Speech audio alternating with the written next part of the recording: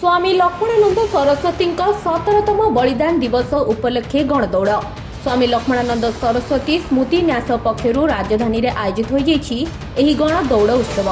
एथिरे 5000 अधिक युवक सामिल होई प्रदर्शनी पड़िया निकट निगमानंद आश्रम बाहरी मास्टर कैंटीन राजमहल छक दे निगमानंद आश्रम निकट में पहुंची।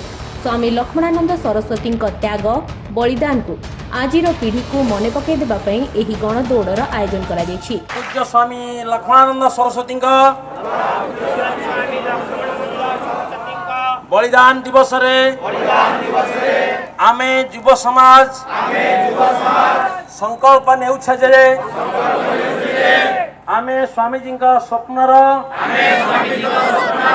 समाज गठन रे प्रति होई समाज को शोषण मुक्त व्यसन मुक्त मतांतरण मुक्त एवं स्वाभिमान युक्त करिबु।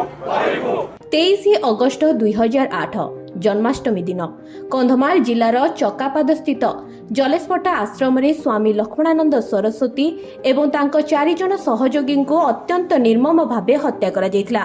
दीर्घ 16 वर्ष तले ओडिशा भली शांतिप्रिय राष्ट्र रे धर्म निरपेक्ष को नहीं सृष्टि होइतिला दंगा। सेतेबेले राज्यर एही घटना समग्र विश्व रे कलंक भरी देइतिला। प्राय 1 मास धरी कंधमाल रे दंगा परिस्थिति सृष्टि होइतिला।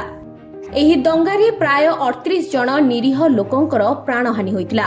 एहा सह 4821 टी घर पोड़ागला। 229 टी धर्मानुष्ठान माटी रे मिसी जाइतिला।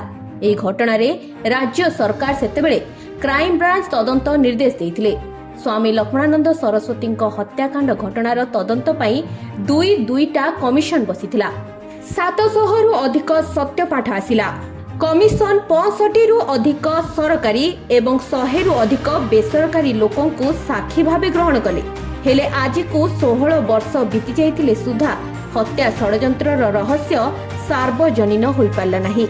एपरिकी कमिशन को रिपोर्ट 22 डिसेम्बर 2015 मसीहारू राज्य सरकार को हस्तगत करा जाइतिले सुधा आज पर्यंत काहे कि एहाको सार्वजनीन करागला नाही प्रश्न सापेक्ष। एहा एबे भी रहस्यावृत होई रहिछि। Bureau report free2speak.in।